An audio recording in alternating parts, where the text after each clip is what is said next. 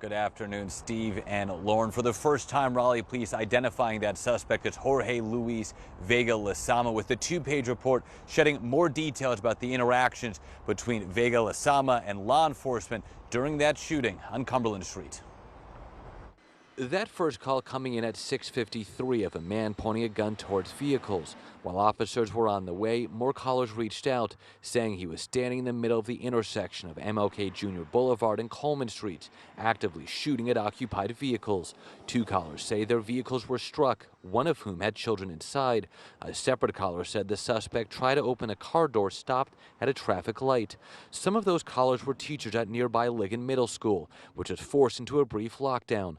During a press conference just hours after the shooting, Chief Patterson shared more details about how those calls played a role in their initial response. And I especially want to thank the multiple residents and citizens in our community who reported this very terrifying incident. We received at least 12 911 calls related to it.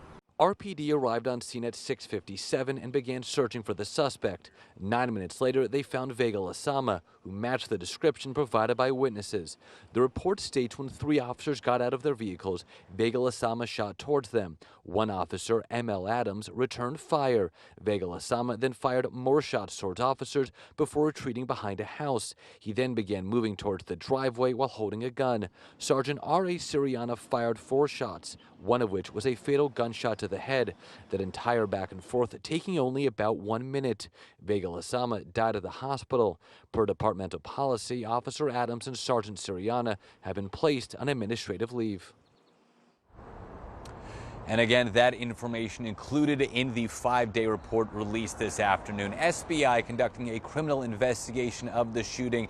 They will hand their findings over to the Wake County DA. 2 separate divisions of RPD handling their own investigations, one of which is going to be looking into the actions or the alleged actions of Vega Lezama prior to that shooting.